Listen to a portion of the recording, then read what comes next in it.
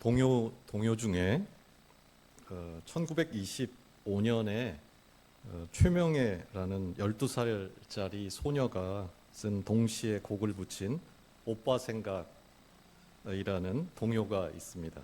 잘 아시죠? 가사가 이렇습니다. 뜸북 뜸북새 논에서 울고 뻐꾹 뻐꾹새 숲에서 울제 우리 오빠 말 타고 서울 가시면 비단 구두 사가지고 오신다더니. 2절입니다. 기럭기 북에서 오고 귀뚤 슬피 울건만 서울 가신 오빠는 소식도 없고 나뭇잎만 우수수 떨어집니다. 무소식이 희소식이다. 이런 말도 있지만 오빠가 오기만을 간절히 목이 빠지도록 기다리던 12살 소녀에게는 어림도 없는 말이지요. 이제나 저제나 마을 어귀에 온갖 신경이 다 가 있었을 것입니다. 오빠가 오기만을 손꼽아 기다리던 이 소녀에게 가장 기쁜 소식은 뭐였을까요? 오빠가 온다는 소식.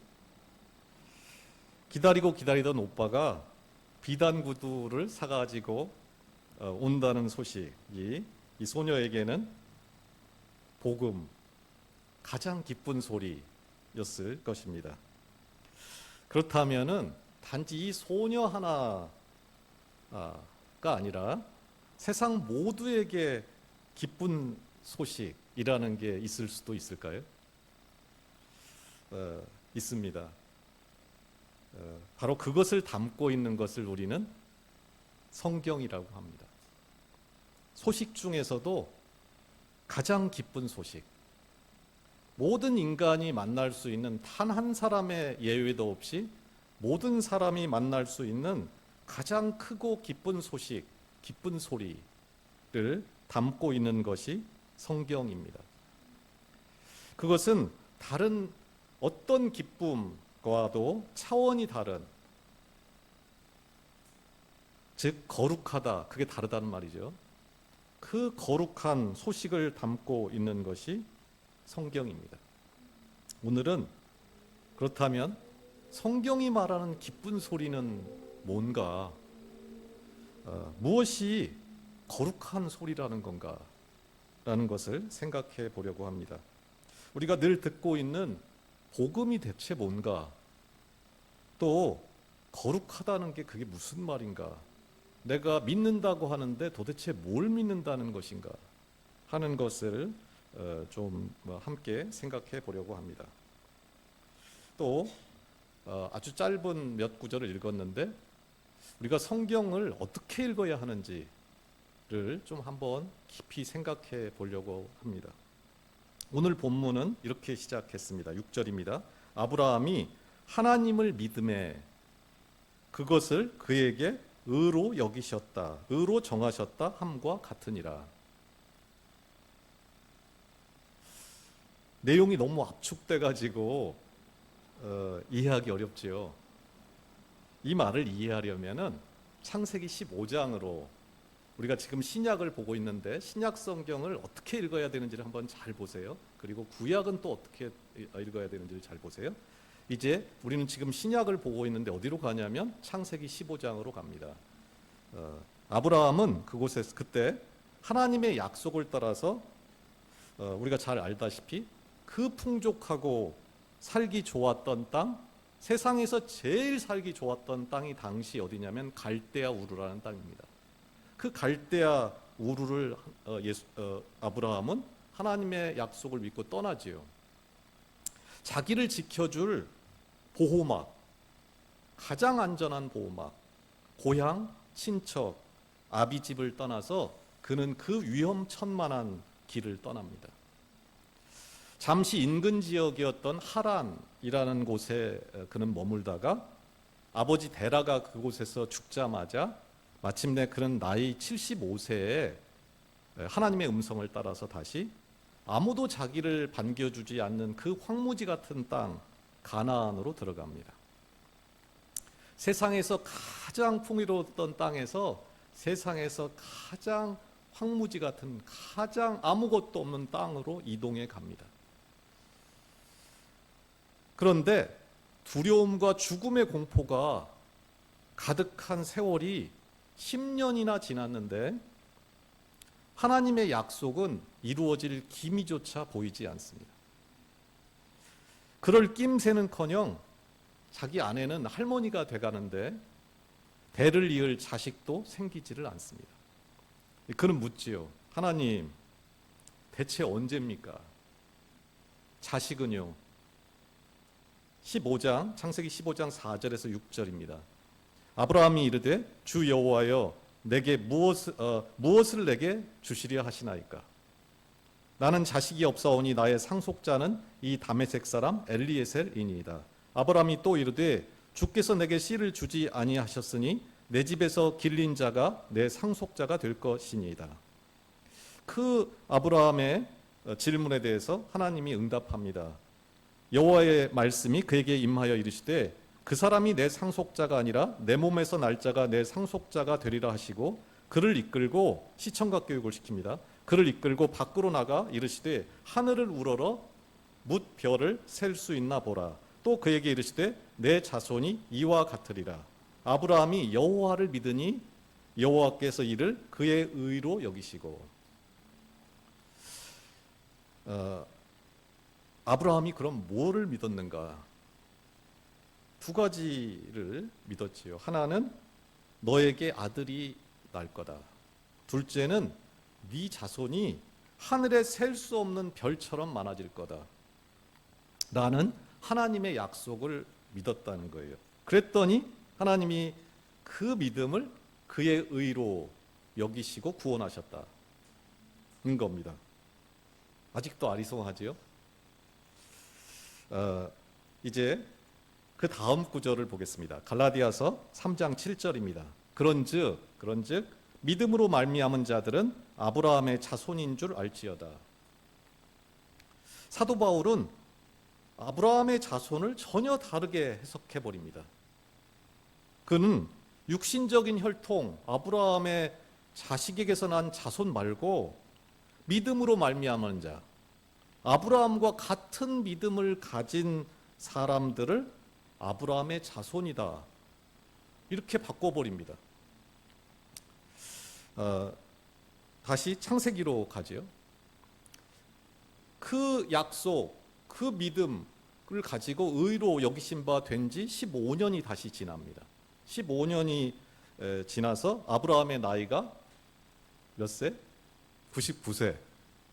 99세가 될 때 나타나신 하나님은 아브라함과 아브라함 자손을 통해서 뭘 하려고 하는지, 그들은 이 땅에서 뭐를 하며 살아야 하는지를 말씀합니다. 그게 창세기 18장 18절에서 19절입니다. 아브라함은 강대한 나라가 되고 천하 만민은 그로 말미암아 복을 받게 될 것이다. 내가 그로 그 자식과 권속에게 명하여 여호와의 도를 지켜 의와 공도를 행하게 하려고 그를 택하였나니 이는 나 여호와가 아브라함에 대하여 말한 것을 이루려 함이니라. 아브라함에 대하여 말한 것을 하나님이 이룬다는 거예요. 하나님이 이루려 함이니라. 아브라함을 통해서 천하 모든 사람이 복을 받게 될 건데 그들이 할 일이 뭐냐면 이 땅에서 의와 공도, 공평한 삶을 사는 것을 살면은 신비하게도 혹은 엉뚱하게도 그거를 이루는 분이 아브라함이 아니고 혹은 아브라함의 후손이 아니고 하나님이 이룬다라는 거예요. 이상하지요? 만일 그거를 사람이 아닌 하나님이 이루실 거라면, 정말 그렇다고 한다면 그게 꼭 아브라함이어야 될 이유가 어디 있을까요? 다른 사람이면 안 되는 이유가 대체 뭘까요? 이미 앞서 말씀을 드린 모든 이야기의 근거가 되는 이야기, 우리가 이제 성경을 읽을 때 가장 중요한 구절 중에 하나로 보고 있는 게 뭐냐면 창세기 12장 1절에서 3절입니다. 그게 하나님이 아브라함을 처음 불렀던 그 장면입니다. 여호와께서 아브라함에게 이르시되 너는 너의 고향과 친척과 아버지의 집을 떠나 내가 내게 보여줄 땅으로 가라. 내가 너로 큰 민족을 이루고 내게 복을 주어 내 이름을 창대하게 하리니 너는 복이 될지라. 복을 받는 게 아니고 아브라함이 복 자체가 돼버리는 거예요. 그 다음 구절을 잘 들어보세요. 너를 축복하는 자에게는 내가 복을 내리고 너를 저주하는 자에게는 내가 저주하리니 땅의 모든 족속이 너로 말미암아 복을 얻을 것이라 하신지라. 하나님이 이렇게 편파적이어도 되나요? 하나님이 이래도 되나요? 아니, 내 말은 안 듣고 아브라함을 축복하는 자는 축복하고 아브라함을 저주하면 그 사람을 저주한다. 누구든지. 그 말이잖아요, 지금. 너무 편파적이죠. 말이 안 되는 거예요. 아무튼 유대인들은 문자 그대로 이 놀랍고도 특별한 복이 아브라함과 그 자손, 아브라함의 혈통, 아브라함의 가문에게 주어진다고 분명히 믿었습니다. 하나님이 진짜 차별적으로, 배타적으로 이 특별한 은혜를 오직 그들에게 주신 것으로 믿었다는 거예요. 그래서 다른 민족들, 다른 사람들이 하나님이 아브라함에게 주신 그 복, 그 말도 안 되는 특별한 복을 받으려고 한다면 유대인이라는 그 울타리 안에 들어와야 된다. 그게 마땅하다. 하나님이 거기 복을 주셨으니까. 그렇게 이제 여긴 거지요. 그래서 하나님의 아들 예수 그리스도도 다윗의 씨로 온다고 믿었고 자기들만의 구세주, 자신들을 통해서 세상을 구원하는 그 유대인 메시아를 대망한 것입니다. 그러나 생각해 보면 그럴 수가 없지요. 로마서 2장 11절에 보면은 하나님께서는 사람을 차별함이 없이 대하시기 때문입니다. 당연하지요. 하나님은 세상 모든 사람을 공평하게 대합니다. 하나님은 사람을 차별하지 않습니다. 만약에 하나님이 사람을 차별한다면 그거야말로 하나님 자격이 없습니다. 그분은 완전한 분이 될 수 없습니다. 사람보다 못한 거잖아요. 그분은 공평합니다. 그분은 차별이 없습니다. 하나님은 담을 만들고 경계를 만들고 높은 장벽을 만드는 분이 아니라 오히려 반대입니다. 하나님은 경계를 없애고 담을 허물고 사막에 길을 내시는 분입니다. 따라서 바울은 유대인들이 하나님 말씀을 전혀 잘못 이해했고 깨닫는데 실패했다고 말합니다.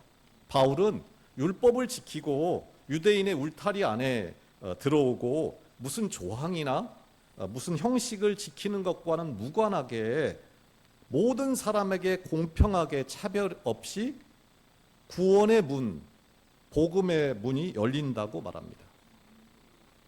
이 축복의 말씀이 아브라함의 육신적 혈통이 아니라 아브라함과 같은 믿음을 가진 사람들에게 주어진다. 이런 믿음을 가진 사람들이 하늘에 셀 수 없는 무별과 같이 많아질 거다 라고 해석을 합니다. 아브라함과, 그러니까 이 말을 다시 해석하면 아브라함과 같은 믿음을 가진 사람한테는 복을 주고 아브라함과 다른 믿음을 가진 사람에게는 영원한 저주가 내려진다 라는 말로 해석을 합니다. 아브라함과 같은 믿음을 가진 사람들을 통해서 세상 모든 사람이 복을 얻는다는 거예요. 대체 아브라함이 무슨 믿음을 가졌길래 그런 똑같은 아브라함과 같은 믿음을 가지면 그 사람을 통해서 세상 모든 사람이 행복해지고 그 사람이 축복하는 것은 전부 축복이 되고 저주하는 것은 다 저주가 되는 걸까요? 대체 아브라함이 무슨 믿음을 가졌길래 하나님이 이토록 차별적이고 무조건적인 그 일방적인 지지를 보낸다는 걸까요? 공평하신 하나님인데, 정의롭고 사랑이 가득한 하나님인데 오직 아브라함을 중심으로 축복과 저주를 나누고 아브라함의 말이라면 무조건 오케이를 한다는 걸까요? 아브라함이 뭘 하든지 무조건 아브라함 편이라는 거예요, 하나님이. 대체 무슨 근거로 하나님은 이러는 걸까요? 이 비밀을 우리도 알 수 있다면 얼마나 좋을까요? 잘 보세요. 오늘 본문은 바로 이 놀라운 비밀을 분명하게 보여줍니다. 다시 갈라디아서 3장 8절에서 9절로 돌아갑니다. 천천히 읽어볼게요. 또 하나님이 이방을 믿음으로 말미암아 의로 정하실 것을 성경이 미리 알고, 여기서부터 맨 먼저 아브라함에게 복음을 전하되, 맨 처음 복음을 들은 사람이 아브라함이라는 거예요. 지금 신약 성경에 와서 복음을 듣는 게 아니에요. 먼저 아브라함에게 복음을 전하되, 근데 그 복음이 무슨 내용인가? 모든 이방인이 너로 말미암아 복을 받으리라 하였느니라. 8절의 시작 부분에 보면 오직 아브라함과 같은 믿음을 가진 사람만이 구원을 얻는다는 게, 그런 게 성경에 처음부터 확실하게 기록되어 있었다는 거예요. 그런데 그러면서 이 놀라운 복음을 세상에서 맨 처음 들은 사람의 이름을 알려줍니다. 누구지요? 아브라함. 이 복음을 맨 먼저 하나님이 아브라함에게 전했다. 아브라함에게 들려줬다는 거예요. 아브라함에게 복음, 기쁜 소리, 세상에서 가장 기쁜 소식을 하나님이 전해줬대요. 아브라함에게 하나님의 정갈, 하나님의 편지가 온 거예요. 근데 그 내용이 뭐냐면 세상 모든 사람이 너로 말미암아 복을 받으리라, 구원을 얻으리라 라는 소식이 왔다는 거예요. 이것이 대체 무슨 말일까요? 왜 그 많고 많은 사람 중에 단 한 사람, 아브라함에게 이런 복음, 이런 하나님의 답장이 왔을까요? 왜 그런지 아시겠어요? 세상에 아브라함 단 한 사람만이 하나님께 이 기도를 드렸다는 거예요. 이런 편지를 보냈다는 거예요. 아브라함에게는 간절한 꿈, 간절한 소원이 있었다는 거예요.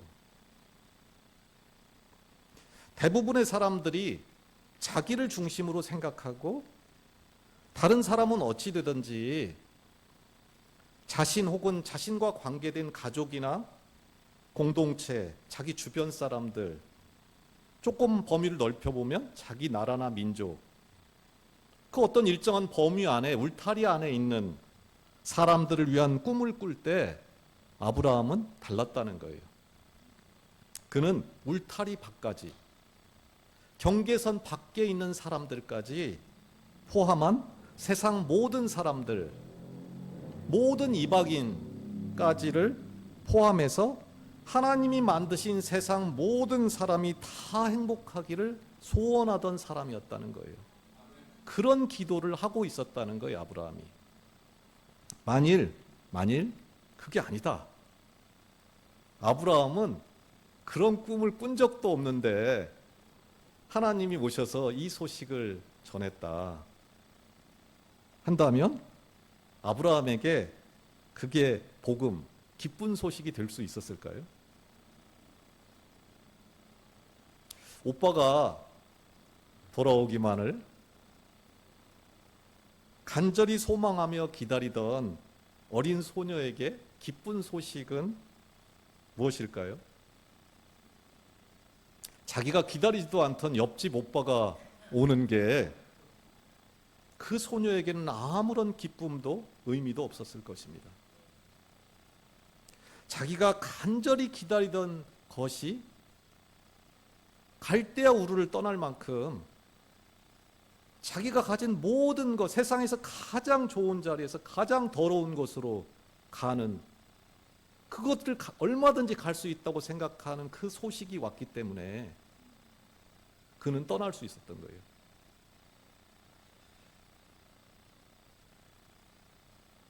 자기가 간절히 소망하던 그것이 올 때 그것이 그 사람에게 기쁜 소식이 될 수 있다는 것을 생각해 보면은 아브라함이 받은 소식은 뭐냐면 그가 가장 기다리던 소식이었던 거예요. 저는 늘 복음 이렇게 하면은 예수 그리스도 그 신약 성경에서 시작된다고 생각하고 있었습니다. 아브라함에게 맨 먼저 복음이 선포됐다. 그건 단 한 번도 사실 생각해 본 적이 없습니다. 그런데 오늘 본문을 보면서 아브라함이 어떻게 믿음의 조상이 될 수 있었는지, 도대체 아브라함은 뭐를 믿었는지, 뭐를 구하는 사람이었는지를 다시 생각하게 되었습니다. 여러분은 어떤 꿈을 꾸고 계십니까? 어떤 소식이 올 때 가장 행복하겠습니까? 오늘 어떤 소식이 여러분에게 가장 기쁜 소리, 행복한 소리가 될까요? 세상 모든 사람, 나아가서 세상 모든 만물은 고대하는 게, 간절히 고대하는 게 있답니다. 그게 로마서 8장 18절에서 19절입니다. 생각하건대 현재 고난은 장차 우리에게 나타날 영광과 비교할 수 없도다. 피조물이 고대하는 바는, 만물이 고대하는 바는 하나님의 아들들이 나타나는 것이니. 세상 모든 피조물이 간절히 고대하는 게 뭔가? 그거는 하나님의 아들들이 나타나는 것이랍니다. 다른 말로 아브라함의 믿음을 가진 사람, 세상 모든 사람, 모든 만물이 행복하기를 바라며 자기 전부를 걸었던 아브라함과 같은 꿈을 꾸는 사람을 기다린다는 것입니다. 자기 한 사람의 육신의 정욕과 안목의 정욕과 이생의 자랑에, 그 자랑을 위해서 기도하는 것을 성경은 기복신앙이다, 미신에 빠졌다, 이렇게 말합니다. 반면에 세상 모든 사람이 행복하기를 바라는 그 거룩한 목마름으로 갈대아 우르를 떠나는 사람, 내 평안과 배부름이 보장된 그곳을 떠나서 세상 모든 사람이 행복하기를 바라며 행동하는 사람을 성경은 하나님의 아들이다, 하나님의 자녀다 라고 말합니다.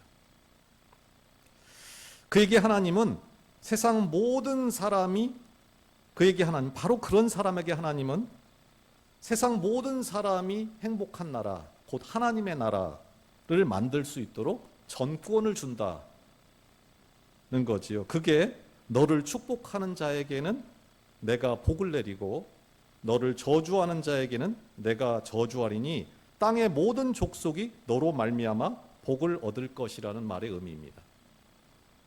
너를 축복하는 자, 너와 같은 꿈을 꾸는 자들에게 영원한 복을 주고, 그 꿈을 망가뜨리는 모든 사람들에게는 영원한 저주가 임한다.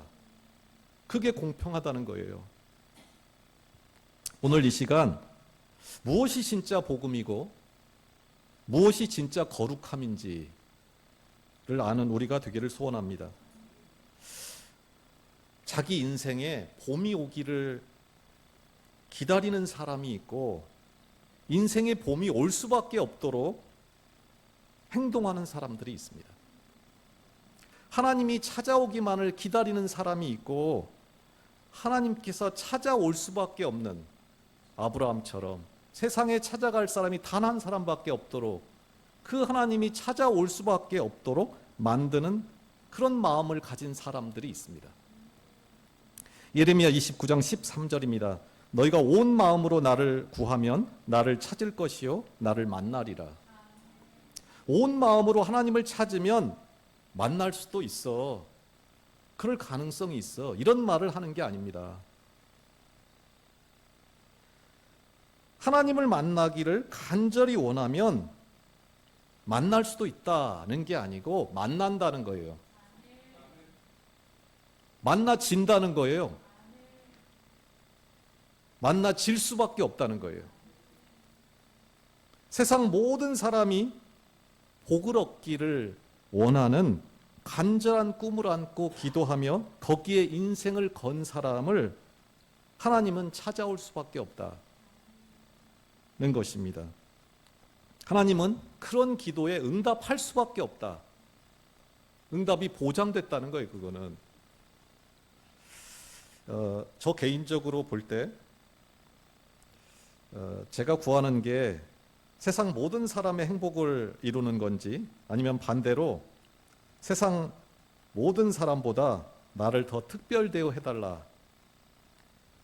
기도를 통해서 내가 하나님을 불공평하고 나를 특별되어 해버리면 나를 특별되어 하는 순간에 그 불공평하고 차별적인 하나님을 만드는 기도를 하고 있었던 것인지를 생각해 볼 때 정말 하나님에 대해서 너무 무지한, 믿음이 뭔지에 대해서 너무나 무지한 삶을 살았다는 것을 고백할 수밖에 없습니다.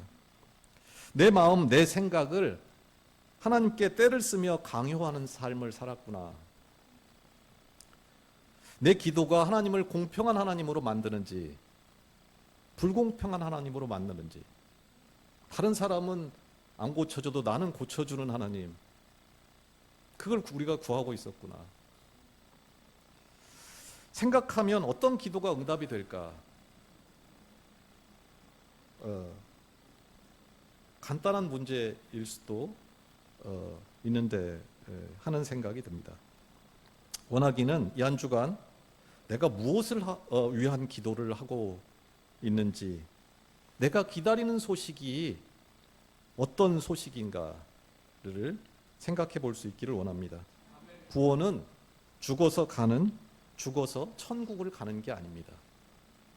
구원은 내가 예수님을 믿고 있으니까 나는 반드시 천국을 간다는 구원의 확신이 아닙니다.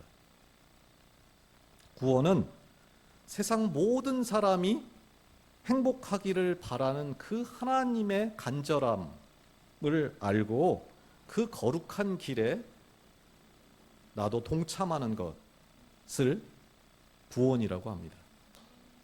하나님은 나를, 내가 생각하는 나보다 나를 너무나 크게 생각하지요. 온 세상 사람이 복을 받을 수 있는 통로 역할을 할 사람이다, 네가. 그거를 복음이라고 하는 거예요. 너로 말미암아 세상 모든 사람이 다 복을 받으리라 는 그 음성을 따라 사는 사람을 믿는 사람이다. 그거를 믿는다고 하는 거예요. 나 예수 믿어, 그거 말고 너를 통해서 세상 모든 사람이 복을 얻을 거다는 그 말을 믿는 것을 믿는다, 믿는 자다라고 말한다는 거예요. 구원은 그 소원, 그 기쁜 소식을 이루고자 아브라함처럼 바울처럼 내가 움켜쥐고 있었던, 내가 누리고 있었던 것을 다 내려놓고 기꺼이 그 좁은 길을 떠나는, 행동하는 믿음을 말합니다. 우리가 그 길을 걷기 시작할 때 그 일을 누가 이룬다? 하나님이 이룬다. 약속의 성령이 그 일을 이루신다는 것입니다. 원하기는 우리 모두가 나를 통해 세상 모든 사람이 복을 받게 하고, 그렇게 하고 싶은 하나님의 마음으로 우리 마음이 가득 채워져서 그 거룩한 부르심에 기쁨으로 응답하며 내가 주인 삼고 있던, 그것 없으면 죽을 것 같았던 갈대아 우르를 떠나는 이 시대의 아브라함이 될 수 있기를 간절히 축원합니다. 기도하겠습니다. 하나님 아버지, 아브라함이 믿음의 조상이라고 늘 생각했지만 왜 하나님은 다른 사람이 아닌 아브라함을 찾아갈 수밖에 없었는지, 아브라함의 꿈이 무엇이었는지에 대해서는 알지 못했습니다. 늘 좁아 터진 마음으로 살았고 내 문제 하나를 풀지 못해 전전긍긍하며 살았습니다. 타인의 고통에 대해서는 무덤덤하면서도 내 문제가 하나 생기면 잠을 못 이루는 날이 많아도 너무 많았습니다. 그저 예수님을 믿음으로 구원받는 것이라고 생각했지, 세상 모든 사람이 행복해지는 그런 원대한 꿈은 나와는 상관없는 일이라고 생각했습니다. 하나님, 아브라함과 같은 믿음을 가진 사람이 되기 원합니다. 나도 너도 모두 그 믿음의 길을 걷는 자들과 함께 그 거룩한 행진에 동참하기를 원합니다. 하나님이 끝내 이루실 것을 믿고 우리도 아브라함처럼 그 복음, 그 기쁜 소식을 듣고 그가 꾸었던 꿈을 안고 살기 원합니다. 진리의 성령이여, 약속의 성령이여, 우리 안에 임재하시고 현재의 고난은 장래 영광과 좋게 비교할 수 없도다. 그 소망 가운데 이 한 주간도 행동하며 살아가는 우리가 될 수 있도록 인도해 주옵소서. 예수 그리스도의 이름으로 기도합니다. 아멘.